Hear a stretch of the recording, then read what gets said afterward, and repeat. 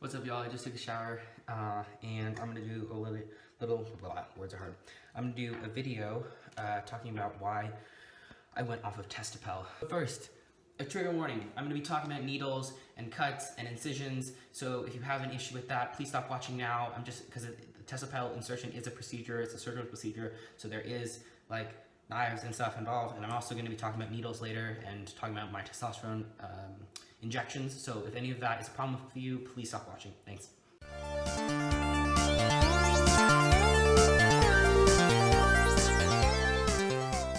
For people who don't know, Testopel is a way of getting testosterone that isn't a shot and it isn't a patch and it's not like topical gels. They're actually little pellets, hence Testopel, that are inserted subdermally, so it's like under your skin, and they like release over time, and so you only have to get it every 3 to 6 months or so. For the people who don't live in the US, it's kind of like Nebido, except Nebido is a shot and you only have to get that every 3 to 6 months. The FDA won't approve Nebido for the US, which is kind of a bummer because it would be much easier to get a shot and get like an insertion, which is what Testopel is. But anyways, Testopel, they put 6 shots of lidocaine in your bum. It's like on your butt cheek, and then they make a little incision at the top. They shove a tube down, and then they tamp down, I think it's like 10 to 12 pellets, and they do that on either side. So there's 5 to 6 pellets on either side, and it makes a little V, and they're like the pellets collect at the end of the V. They pull the tube out. It's a tiny little incision, like a centimeter long. Then they put, you don't even need stitches. They just put a butterfly bandage on it, close it up, and then you're not supposed to exercise for about 3 to 4 days. For me, I can't miss 3 to 4 days of practice, so I begged the doctor to allow me to go back to swim practice the next day. The doctor said, okay, fine, nothing today, but you can swim tomorrow. But I asked her, can I go to lift, which is like, weights that day, and she was like, sure, that's Thursday. So on Thursday afternoon, I lifted, and it was fine, but probably because I was still on lidocaine. And then the next morning it hurt, but I swam because she said I could, and it hurt so bad, so we got out, went to the doctor. They said don't swim this afternoon, so we played frisbee that afternoon because it was a recruiting weekend, so I played frisbee that afternoon. And then on Saturday morning I got up and I could barely walk because my butt hurt so bad. So I went back to the doctor, and it was kind of like a whole deal. And what happened was, when they make the incision, it basically, they make the incision so it spreads your skin, and then they put a band-aid, and it's supposed to make it go back, and then after that it just heals together. But if you exercise and you move your skin, it bursts open. So then it's like open like this. And then instead of having to instead of just sealing up, it actually has to grow the skin back in between in between my fingers, but in between the two sides. And that takes a lot longer. So I ended up having to miss like 4 days of practice anyways, because my butt hurt so bad from this incision. And then it was like, the problem was it might get infection.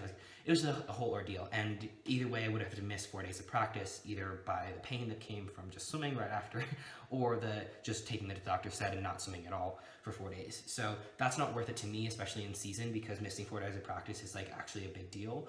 But at the same time, for the next 3 months, I didn't have to do any shots, and that was really nice. So for anybody who's not an athlete or not somebody who needs to be doing something athletic for 3 to 4, like who can just not do something athletic for 3 or 4 days, go for it. I think it's like not that painful a procedure, really. Like the only reason it was so painful for me was because I exercised so much on it. Like I lifted, I swam, I played frisbee. So if you don't do that for 4 days, I think you'd be fine.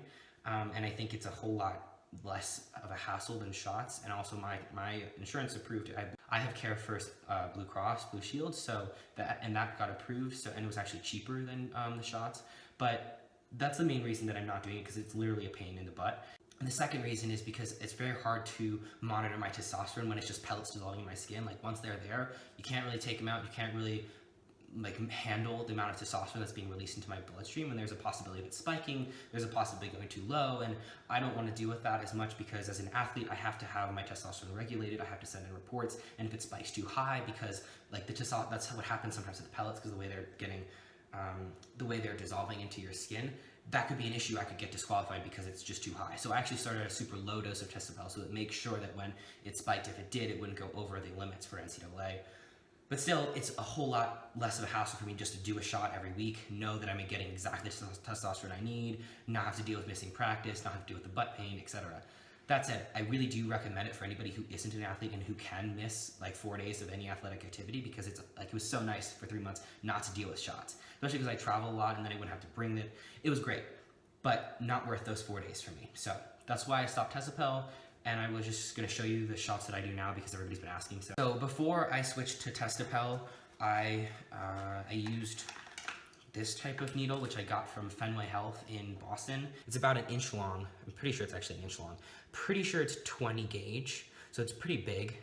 The gauge is pretty large because I draw it up and I inject it with the same needle. I don't feel like, I'm like very conscious of the amount of waste that comes from doing the shots, which is also why I wanted to do the pellets, but so that's why I don't switch it. I just use the bigger needle. I'm not afraid of needles. It doesn't hurt me that bad.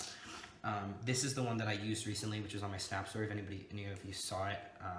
It's 1.5 inches long. This is 1 inch. And I think it's slightly smaller gauge, so it took a little bit longer to draw up. But yeah, I mean, to me, they're really not that different, to be honest with you, because once you puncture the skin, you still have to push it in, and 1/2 inch longer is not that much longer to me. But like I said, I'm not afraid of needles, and it doesn't bother me a whole lot to do the shot. Again, another thing for Testopel, if you don't like needles, Testopel is great. So I would definitely ask your doctor to look into it if you're not like me and have to go to practice for those 4 days. And also, this is just the testosterone I use. It's testosterone cypionate. It's 200 milligrams per ml. I take 1/2 milliliter. It's a standard dose. There's like not anything special about it. Hope this video was helpful. If you have any questions, please drop them below and I can try to clarify. Yeah, have a great day. Thanks for watching.